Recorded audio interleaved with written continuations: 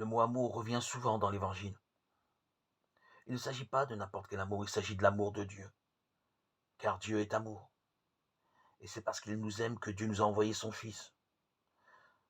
Comment dès lors, face à cet amour gratuit de Dieu, ne pas aimer à notre tour jusqu'au don de notre propre vie?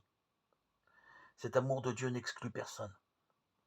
Des païens eux-mêmes reçoivent à profusion le don de l'Esprit Saint qui est l'amour divin en personne. Par lui, ils connaissent Dieu, ou les entendent dire des paroles mystérieuses et chanter la gloire de Dieu. Connaître et aimer. Pour saint Jean, le lien est fort entre les deux termes. L'ami est celui qui connaît ce que Jésus lui révèle. Dieu est amour, et cet amour fait de l'homme un enfant de Dieu, capable d'aimer comme Dieu. Cela suppose le libre choix de chacun, car faire la volonté d'un autre est un acte de liberté. Rien n'est donné au départ.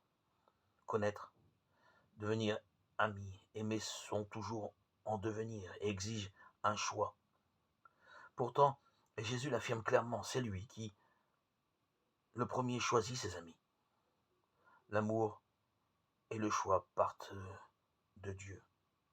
C'est lui la source de l'amour, mais cet amour reçu doit retourner à Dieu. Et ce mouvement de retour dépend de notre liberté humaine. À cette condition, nous porterons du fruit. Nous serons capables à notre tour d'aimer les autres en réponse à l'amour premier de Dieu. Nous avons à nous émerveiller de l'initiative gratuite d'un Dieu qui nous donne son amour, nous engage à le vivre chaque jour. Et prenant appui sur les paroles de l'Évangile, aimez-vous comme je vous ai aimé.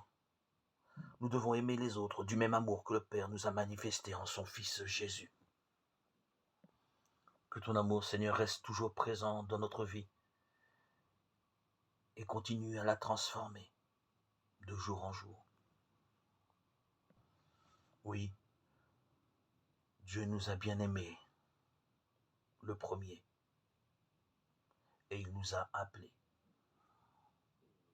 Merci Seigneur de nous avoir choisis, élus. À toi Seigneur, tout honneur et toute gloire pour les siècles des siècles. Gloire à Dieu au plus haut des cieux, et paix sur la terre aux hommes qu'il aime.